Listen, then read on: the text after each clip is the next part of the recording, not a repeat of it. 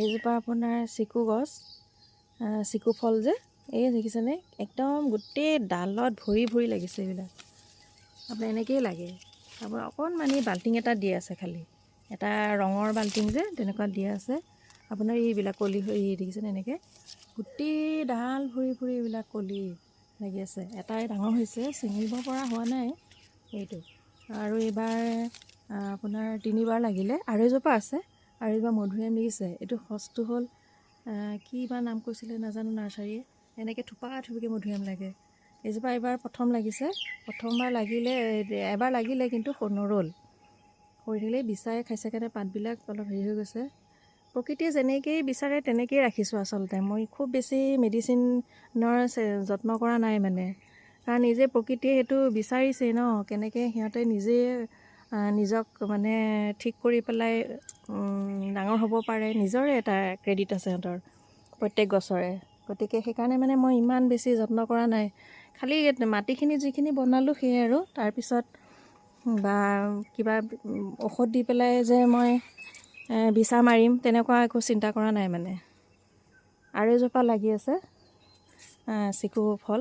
আপোনাৰ কি ধুনীয়াকৈ মানে চাটৰ ওপৰত কম হেৰিয়তে যত্নতে হয়। এইজোপা আৰু এজোপা চাওকচোন, এইবিলাক এনেকৈ কলি হৈছে।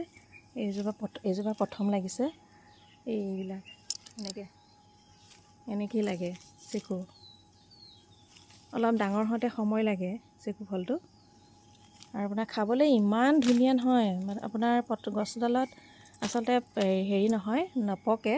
অলপমান মানে ফলটো ছিঙি পেলাই 2 দিনমান যদি চাউলৰ মাজত সোমোৱাই থৈ দিয়া যায়, তেতিয়া মানে পকি যায়। ধুনীয়া পকি যায়। মিঠা মানে বহুত ধুনীয়া মিঠা। এইডালটো ননীডাল দেখুৱাই থাকোঁ, ননীডাল লাগিয়ে থাকে। সি তাৰ ৰখিবলৈ সময় নাই। এডাল বগৰীডাল বেকা হৈ গৈছে, অলপ কাটি দিব লাগিছিল আচলতে, কিন্তু কাটাৰ মানে মোৰ হেৰিডাল নাই। গতিকে এইখনতো দা বা কটাৰী দি কাটিব নোৱাৰি, কাটি দিব লাগিছিলে। কিন্তু কাটাৰডাল নাই মানে, কেঁচি নিচিনা যে। আৰু এইবিলাক, এইটো দেখিছেনে এনেকুৱা, এইটো লেচেৰা, কি ডিজাইনৰ লেচেৰা, মানে বিন লেচেৰা বুলি নকয়, ঠিক বিন কয়।